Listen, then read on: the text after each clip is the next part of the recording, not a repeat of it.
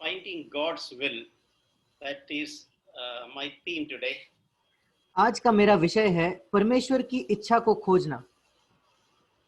I think this is a very practical subject which will be helpful to all of us. और ये एक ऐसा विषय है जो हम सबको बहुत ही मदद करेगा।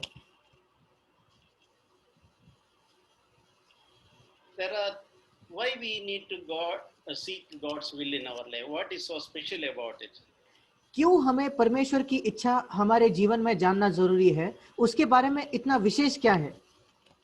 We can learn three things about God's will in Romans chapter 12 verse 2. और परमेश्वर की इच्छा के बारे में हम तीन चीजें सीख सकते हैं रोमियो के 12 अध्याय और उसके दूसरे वचन से। It speaks that God's will is good. और सबसे पहला तो लिखा है कि परमेश्वर की इच्छा जो है वो उत्तम या भली है। I remember in my own younger days of Christian life when everyone used to encourage seek God's will. और मुझे याद है मेरे मसीह जीवन के शुरुआत में जब मैं जवान था तब कई लोग मुझे प्रोत्साहित करते थे कि परमेश्वर की इच्छा को जानो। I always used to feel initially that a sense of insecurity when I lose control of my own life. उसके पहले हर समय ऐसा होता था जब कभी मुझे अपने जीवन के बारे में मैं अपने जीवन को संभाल रहा हूँ ये नहीं लगता था तो मुझे असुरक्षित लगता था। I had the thought that I can also find God's my own way what is good for me. और मैं समझता था कि मैं खुद भी इस बात की खोज कर सकता हूँ कि मेरे लिए क्या अच्छा है। I think God allowed me in my early years to fail in many things, allowing me to go in my own way so that I could learn. और मैं समझता हूँ कि मेरे शुरुआती सालों में परमेश्वर ने मुझे कई अलग अलग चीजों में असफल होने दिया क्योंकि मैं अपना ही मार्ग चुनता था ताकि मैं इस बात को सीखूं। So after a period of time, I sincerely came to a conclusion in my life. और इसलिए कुछ समय के बाद मैं पूरी ईमानदारी के साथ मैंने एक निष्कर्ष पर मैं पहुंचा। There cannot be anything better than God's will for me. मेरे लिए परमेश्वर की इच्छा से बेहतर और कुछ भी नहीं हो सकता। Because God's will for me is the very best for me. क्योंकि परमेश्वर की जो मेरे लिए इच्छा है वो मेरे लिए सर्वोत्तम सबसे अच्छी है। Whatever I do in my own ability, I cannot find anything better than what God has kept for me. मैं अपने क्षमता में चाहे जो कर लूं, जो परमेश्वर ने मेरे लिए तैयार किया है उससे अच्छा मैं कुछ भी नहीं कर सकता। So I am so grateful that God gave me that conviction and realization in my own heart. और मैं बहुत ही परमेश्वर का शुक्रगुजार हूं कि परमेश्वर ने मुझे मेरे मन में इस बात को निश्चय करने दिया, इस बात को समझने दिया। So one of the first thing we know about God's will is good, or it is best for us. और सबसे पहली बात जो हम परमेश्वर की इच्छा के बारे में सीखते हैं वो ये है कि परमेश्वर की इच्छा सबसे अच्छी और हमारे लिए सबसे बढ़कर है। Or we can say that there are no other alternatives or other plans which is better than God's will for us. या दूसरे शब्दों में हम ऐसा कह सकते हैं कि ऐसा दूसरा कोई भी हमारे पास विकल्प नहीं है जो परमेश्वर की इच्छा से हमारे जीवन के लिए बेहतर हो। The second thing we read there is it is acceptable. और दूसरी बात जो हम देखते हैं उस वहां वो ग्रहण योग्य है। So what I understood is finally when we find God's will in a particular matter in our life, we realize this is what I wanted, this is the best for me, it is acceptable to me. और जब हम किसी भी क्षेत्र में परमेश्वर की इच्छा को जान जाते हैं उसके बाद हमें तुरंत ये एहसास होता है ये तो मेरे लिए सबसे अच्छा था और यही तो मैं चाहता था। What I mean is God's will, when we know the quality and depth and the good things, aspects of that, we will realize this is what I wanted. This is acceptable to me as well. Why I should go for something else? और मेरे कहने का तात्पर्य ये है कि जब हम परमेश्वर की इच्छा को पा लेते हैं उसके बाद हम उसके जब गुण को हम देखते हैं कि वो कितना अच्छा है फिर हमें समझता है कि ये तो सबसे अच्छा था, फिर इससे बेहतर या इससे और क्यों मैं कुछ और चुनूं। It is not like God forcing something on me against my will, But when I really understand God's will, I will realize this is acceptable to me. ये ऐसा नहीं है कि परमेश्वर मेरे इच्छा के बिल्कुल विपरीत उसकी इच्छा मेरे ऊपर कुछ ढकेल रहा है या लाद रहा है, पर वो मेरे लिए भी ग्रहण योग्य होगा. The third thing we read there, it is perfect. और सबसे आखिरी बात जो हम तीसरी बात जो हम पढ़ते हैं वो सिद्ध या परिपूर्ण है. Perfect means there is something beyond it. और सिद्ध का मतलब उससे बढ़कर भी कुछ है. So this is good to understand when this is one reason why we can logically seek God's will for us, because it is good, it is acceptable, and it is perfect. There is nothing beyond. We can get anything better. Such a thing is not existing beyond God's will for us. और इसलिए ये हमारे लिए समझना जरूरी है. हम अपने तर्क से भी अगर इस बात को समझें तो सबसे पहले तो परमेश्वर की जो इच्छा है वो हमारे लिए बहुत अच्छी है, भली है. दूसरा तो वो हमें भी ग्रहण योग्य लगती है. और तीसरा वो सिद्ध है, और इसलिए हम इससे अच्छा कुछ हमारे जीवन के लिए नहीं खोज सकते.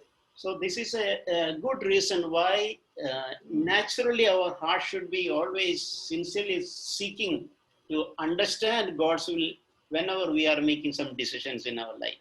और इसलिए इस कारणवश हमें स्वाभाविक रीति से परमेश्वर की इच्छा को ढूंढना है जब हम कोई निर्णय हमारे जीवन में लेते हैं.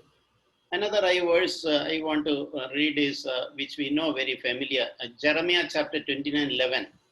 और दूसरा एक वचन जो मैं बांटना चाहता हूँ, ये ऐसा वचन है जो हम सब जानते हैं. यिर्मयाह नबी की पुस्तक उसका 29 अध्याय और 11 वचन. He says that plans that I have for you, declares the Lord, they are plans for welfare and not for calamity, to give you a future and a hope.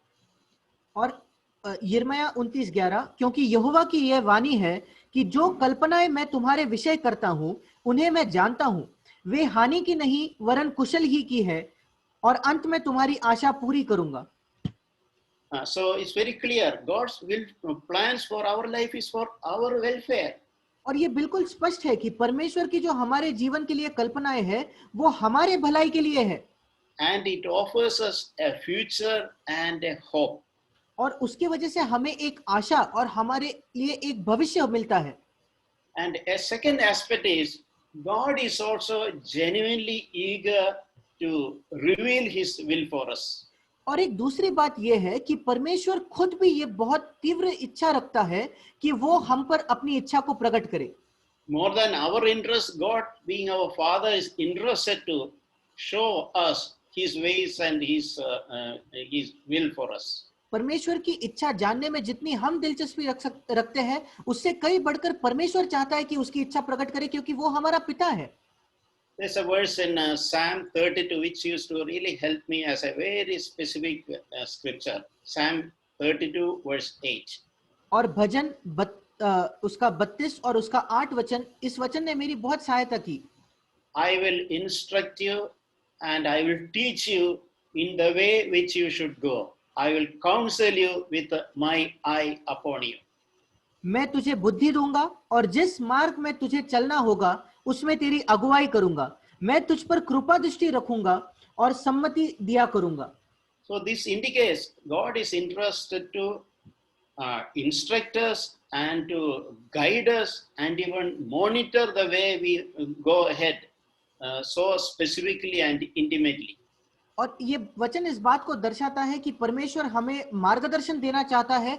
इतना ही नहीं, हम कौन सा मार्ग लेते हैं उस पर वो देखरेख करना चाहता है.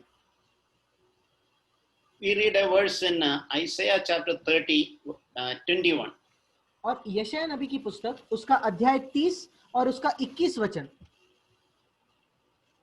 Your ears will hear a word behind you.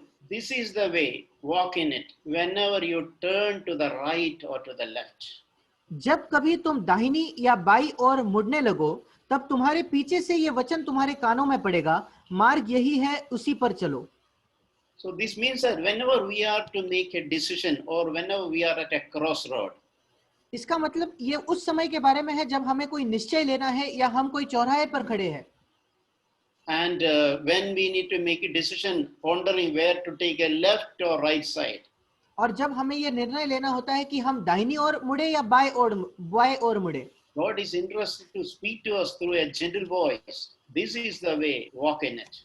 और परमेश्वर हमें एक छोटी सी वाणी से हमसे बात करना चाहता है कि यही मार्ग है, इस पर चलो। This indicates how God is interested to lead us in every step in our life. और ये इस बात को दर्शाता है कि कैसे परमेश्वर एक इच्छा रखता है कि हर हमारे जीवन के हर जगह वो हमारा मार्गदर्शन करे। Isaiah 58 verse 11, यशाया उसका 58 और उसका 11 वचन, the Lord will guide you continually यहोवा तुझे लगातार लिए चलेगा and satisfy your desire in scorched places. और अकाल के समय तुझे तृप्त और तेरी हड्डियों को हरी भरी करेगा। So when I read and meditate, this is what comes to me. God is interested to lead me continually, not only occasionally, not only in major decisions, but continually, every aspect of my life, He is interested to guide me. और जब मैं इस वचन को पढ़ता हूं तो मैं सीखता हूं कि परमेश्वर मुझे लगातार चलाना चाहता है। ऐसा नहीं कि मेरे जीवन के जो मुख्य या बड़े निर्णय होते हैं सिर्फ उनमें, पर हर दिन लगातार वो मुझे चलाना चाहता है। We know how in the Old Testament, when God was leading the children of Israel through the desert, हम जानते हैं कैसे पुराने नियम में जब परमेश्वर इस्राएली लोगों को उस जंगल में से ले जा रहा था, God literally led them through a pillar of cloud during the day and a pillar of fire through the night. और दिन के समय उनको एक मेघ स्तंभ और रात के समय एक अग्नि स्तंभ के द्वारा परमेश्वर उनका मार्गदर्शन किया करता था, So that they will not miss their way जिससे करके वो मार्ग से भटक ना जाए in the desert, उस जंगल के अंदर, and they'll be guided to their destination. और उनका जो अंतिम स्थान है वहां तक वो अच्छे से उनका सफर तय हो। So if God had done such a thing in the Old Testament, how much more He's interested to guide us even today. फिर अगर परमेश्वर ऐसा काम पुराने नियम में करता था तो उससे कितनी ज्यादा परमेश्वर की ये दिलचस्पी है कि वो नए नियम में हमारे लिए ये करे। So another thing which comes to my heart is we also should have an interest in knowing God's will. एक दूसरी बात जो मेरे मन में आती है कि हमारे अंदर भी ये रुचि है, दिलचस्पी होनी चाहिए कि हमको परमेश्वर की इच्छा जाननी है। Because God will guide the people who are humble. क्योंकि परमेश्वर उन्हीं लोगों को चलाता है जो नम्र है। God will reveal His will to the humble people परमेश्वर अपनी इच्छा उन पर प्रकट करता है जो नम्र होते हैं, who trust in Him, जो उस पर भरोसा रखते हैं, who don't pretend that I know everything, I can do everything, I can make my own decisions. जो ऐसा नहीं दिखाते कि मैं सब कर सकता हूं, मैं अपने सारे निर्णय खुद ले सकता हूं। There's a short verse in Ephesians 5:10. और इफिसियों की पत्री उसका 5वां अध्याय और उसके 10वें वचन में एक छोटा सा वचन है, This is very personal to me. और ये मेरे लिए बहुत ही व्यक्तिगत है। It says that trying to learn what is pleasing to the Lord. और वहां लिखा है, और ये परखो कि प्रभु को क्या भाता है। So God's will, that is what is pleasing to the Lord. When we are interested in doing God's will, it pleases God's heart. और परमेश्वर की इच्छा ही उसको भाती है। जब हम इस बात के लिए हमारे दिल में एक भूख होती है कि हम जाने उसकी हमारे लिए क्या इच्छा है, तो ये उसको भाता है। So it is, we can ask, is there a trying, is there a desire to know God's will in our life? और फिर हम अपने आप से एक प्रश्न कर सकते हैं, क्या हम कोशिश कर रहे हैं, क्या हमारे अंदर एक इच्छा है कि हम परमेश्वर की हमारे जीवन के लिए जो इच्छा है उसको जाने? Are we trying to learn what is pleasing to the Lord? क्या हम कोशिश कर रहे हैं ये बात सीखने की कि परमेश्वर को क्या भाता है? This is almost one of my daily prayers. Lord, help me that I want to try and know that things that is pleasing to your heart. That is what I want to do. और ये मेरे दिन प्रतिदिन की प्रार्थना है कि प्रभु तू मेरी मदद कर कि मैं जानूं तुझको ऐसी कौन सी चीजें हैं जो तुझे भाती है। Jesus said, ask and it will be given to you. यीशु मसीह ने कहा, मांगो और तुम्हें दिया जाएगा, Seek and you will find. ढूंढो और तुम पाओगे, Knock and it will be open to you. खटखटाओ तो तुम्हारे लिए खोल दिया जाएगा। For everyone who asks, they receive. क्योंकि जो कोई मांगता है उसे मिलता है, He who seeks, they will find it. और जो ढूंढता है वो पाता है, And to whom and him who knocks, it will be open. और जो खटखटाता है उसके लिए खोला जाएगा। So we also need to adjust our hearts and value God's will for us and seek for God's will. और इसलिए हमें भी अपने हृदय को इस प्रकार बनाना है कि हम भी परमेश्वर की इच्छा को खोजें। And God reveals it so clearly to such people who seek for it. और जो लोग इसके पीछे ढूंढते हैं, परमेश्वर की इच्छा को ढूंढते हैं, परमेश्वर बड़ी स्पष्टता से उनको अपनी इच्छा प्रकट करता है। Not to people who think they are self-sufficient, they are not in need of God's help. ऐसे लोग नहीं जो खुद पर निर्भर है और उनको परमेश्वर की मदद की कोई आवश्यकता नहीं। I want to share a few things how God will guide us in practical terms. और मैं कुछ चीजों को बांटना चाहता हूं कि परमेश्वर कैसे हमारा मार्गदर्शन करता है, All as revealed in the scripture. जो बाइबल में लिखा गया है। One verse is Psalm 119, 105. और पहला वचन तो है भजन उसका 119 और 105 वचन। Your word is a lamp to my feet and a light to my path. तेरा वचन मेरे पांव के लिए दीपक और मेरे मार्ग के लिए उजियाला है। So the word of God, that is like a torchlight. और परमेश्वर का जो वचन है वो एक टॉर्च के समान है। It is a lamp to my feet so that I will not make wrong steps. वो मेरे पांव के लिए एक दीपक के समान है ताकि मैं कोई गलत स्टेप ना लूं।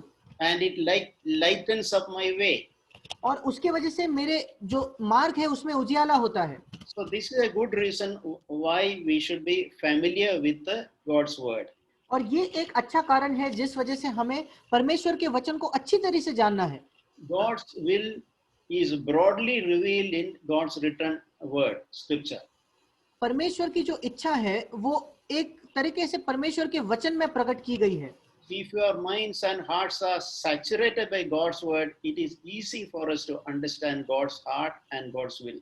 अगर हमारे मन और हृदय परमेश्वर के वचन से भरपूर है तो परमेश्वर की इच्छा को, परमेश्वर के मन को समझना आसान हो जाता है। I am not talking about an intellectual understanding.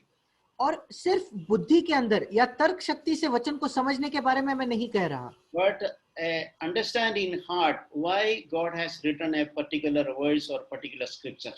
पर एक समझने वाला मन कि परमेश्वर ने क्यों एक विशेष वचन को या उस शास्त्र भाग को लिखा है। So God's intention and God's thought behind a written scripture. मतलब परमेश्वर की एक वचन के पीछे मंशा या उद्देश्य क्या है। We also know that in the New Testament it's written about the Holy Spirit as our teacher or our helper. और नए नियम में हम इस बात को भी जानते हैं कि पवित्र आत्मा को हमारे शिक्षक या हमारा सहायक के बारे में, उसके बारे में बताया है।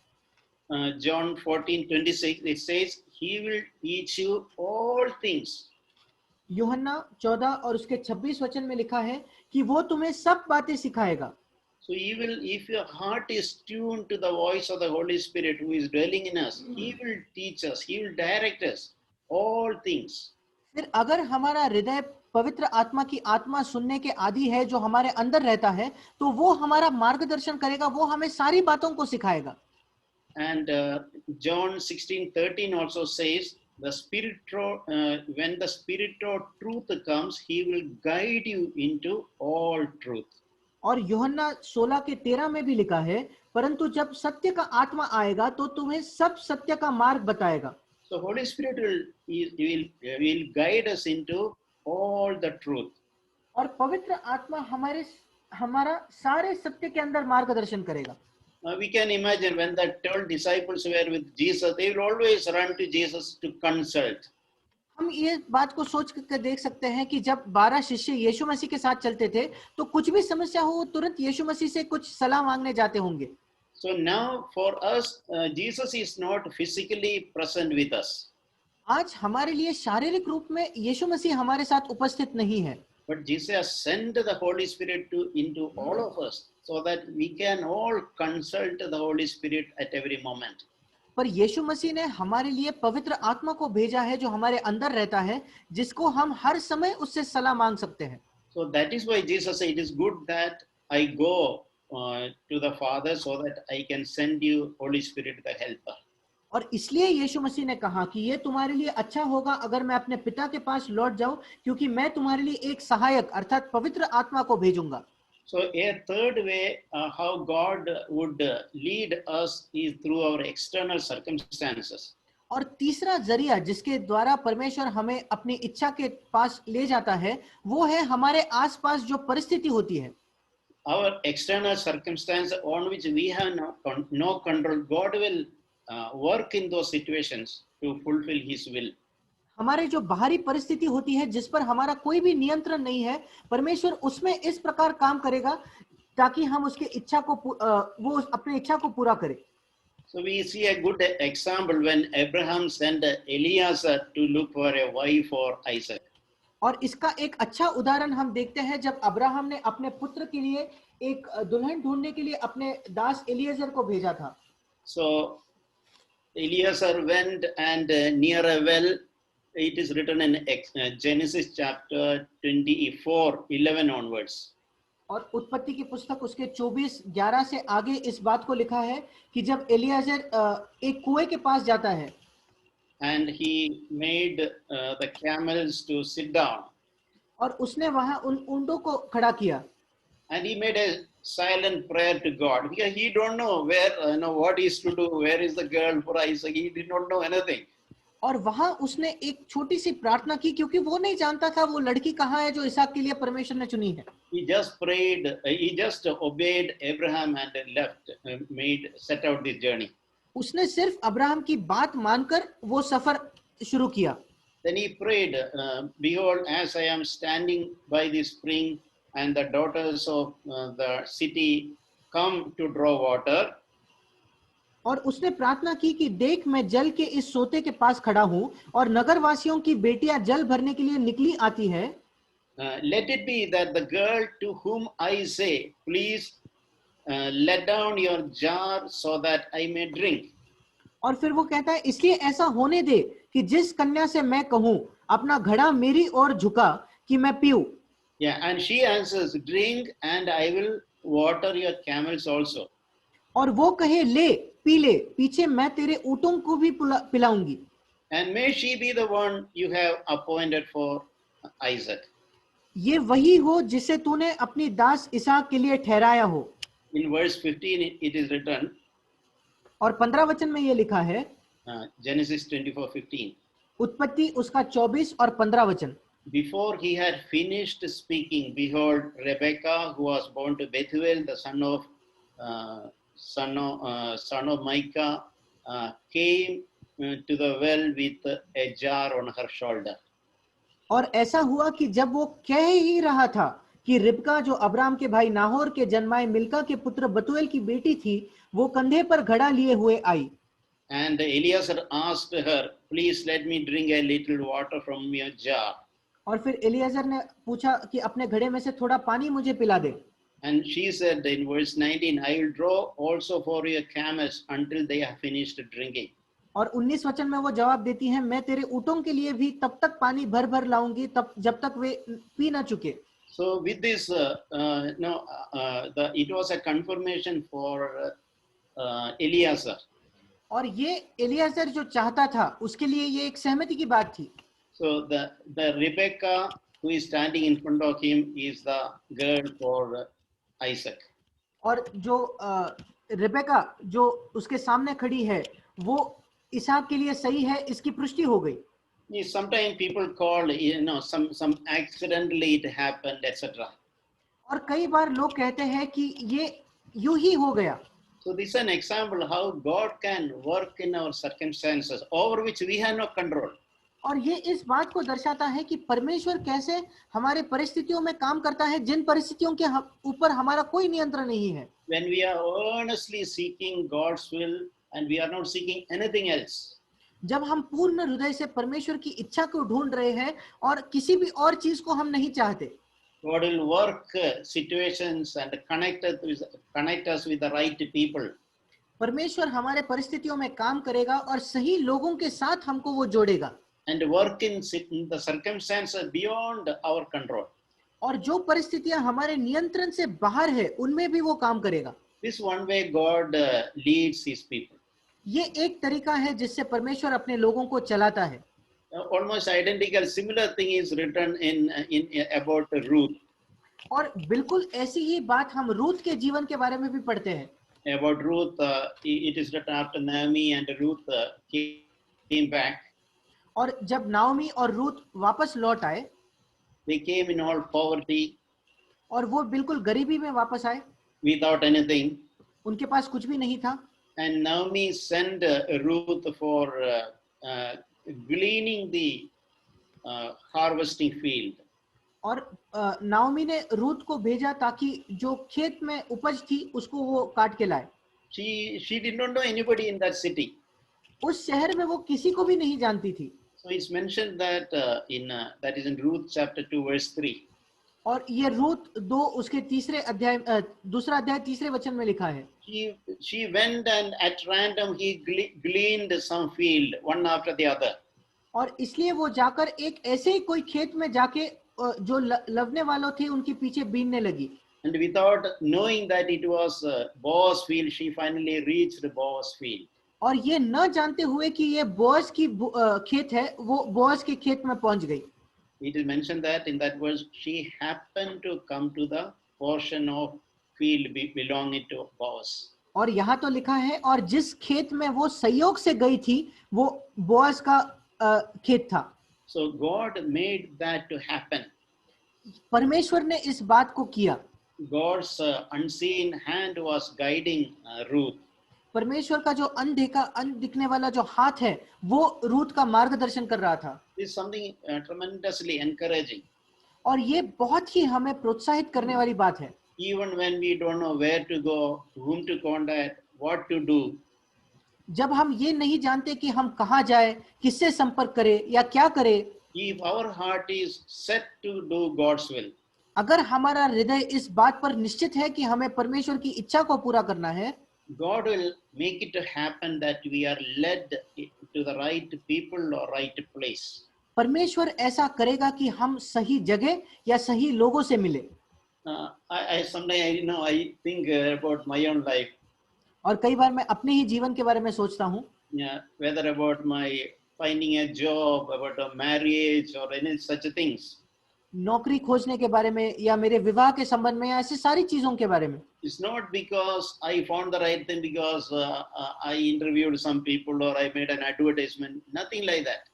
मुझे ये सारी चीजें इसलिए नहीं मिली क्योंकि मैंने कोई एडवर्टाइजमेंट की या मैं सही लोगों से मैंने बात की थी. God sovereignly led step by step to certain places, certain people. परमेश्वर ने उसकी सर्वसत्ता के तहत मुझे अलग अलग जगह और अलग अलग लोगों के सामने वो मुझे ले गया. I really seen this principle working, God's unseen hand working in life and situations to guide me. और मैंने ये सिद्धांत को अपने जीवन में देखा है कि परमेश्वर का अनदेखा हाथ परिस्थितियों में काम करता है ताकि वो मेरा मार्गदर्शन करे. So a fourth way how God leads us is through other people. और एक चौथा मार्ग जिस प्रकार से परमेश्वर हमें चलाता है वो है दूसरे लोगों के द्वारा. It may be our elders, may be parents, it may be brothers and sisters.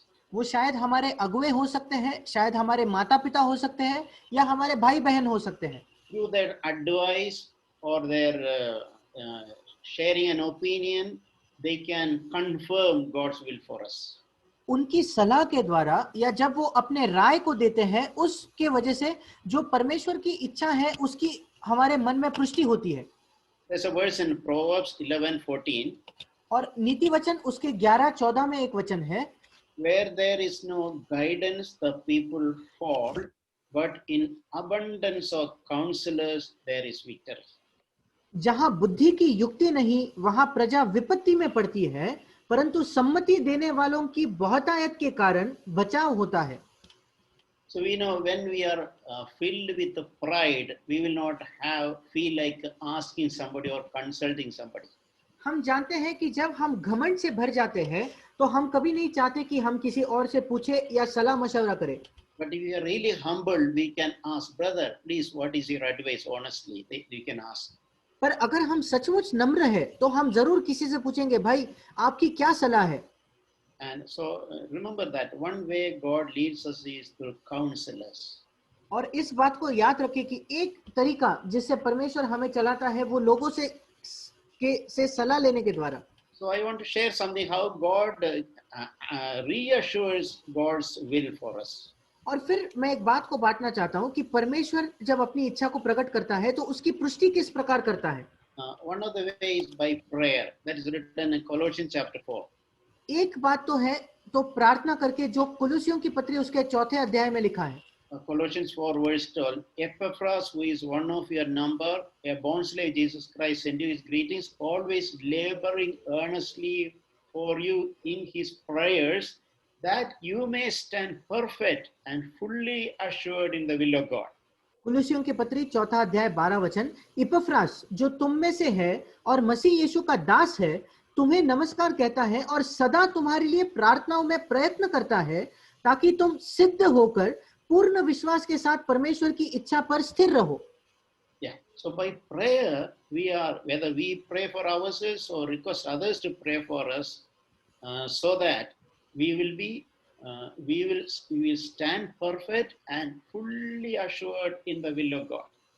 और प्रार्थना के द्वारा यदि हम अपने आप के लिए प्रार्थना करें या दूसरे लोग हमारे लिए प्रार्थना करें, प्रार्थना के द्वारा हम बिल्कुल सिद्ध होकर परमेश्वर की हमारे लिए जो इच्छा है उसको बिल्कुल 100% हम समझ जान सकते हैं। Think about it, that expression, fully assured in all the will of God.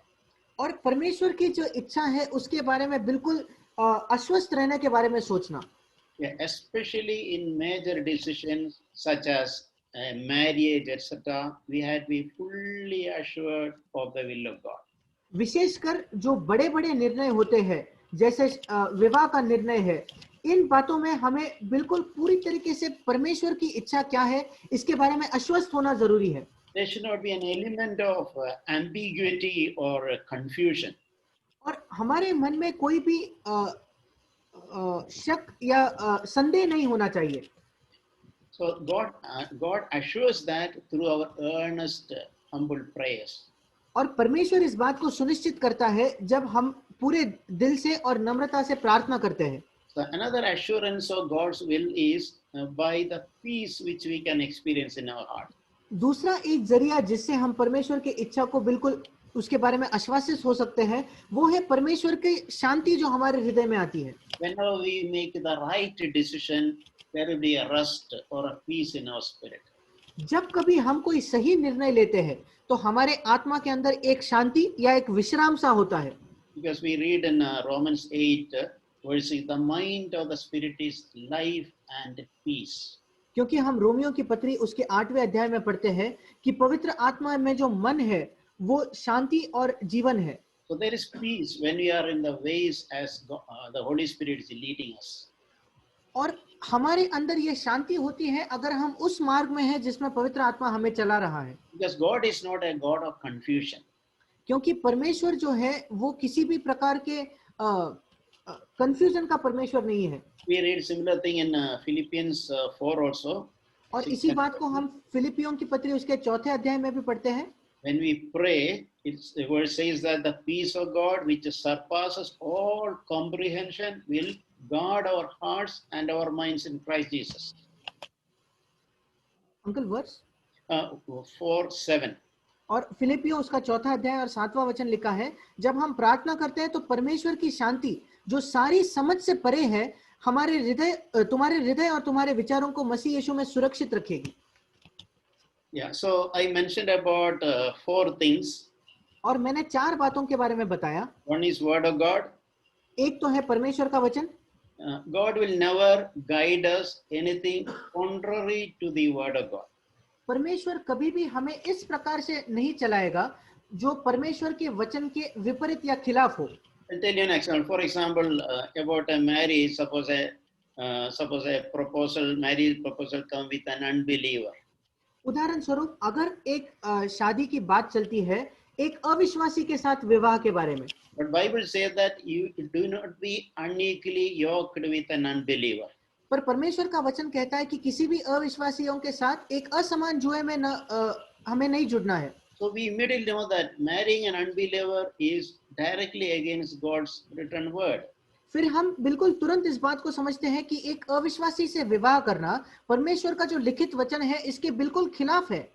Even without praying or consulting somebody, we know it is clearly, very clear. I should not go forward. किसी भी प्रार्थना के बिना, किसी की भी सलाह लिए बिना हम इस बात को जान सकते हैं कि ये बात गलत है, मुझे इसमें बढ़ने की कोई जरूरत नहीं। Second, I mentioned about the peace which will be there in our heart when we make the right step.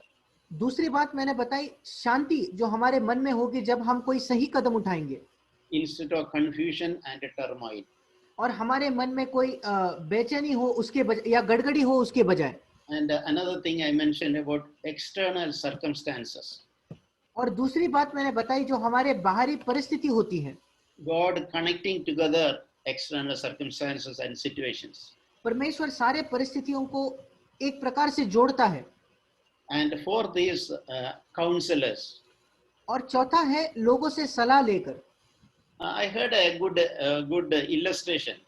मैंने एक अच्छा उदाहरण सुना। I read somewhere that when ships are guided to a harbor, especially through difficult waters, और मैंने सुना है कि जब जो जहाज होते हैं, जब उनको किसी बंदर के पास ले जाना होता है बहुत मुश्किल समुद्र में से। yes, and I heard that there is some arrangements in some ports. There are four what you call lighthouses. और वो जो किनारे होते हैं वहाँ चार अलग-अलग लाइट हाउस होते हैं।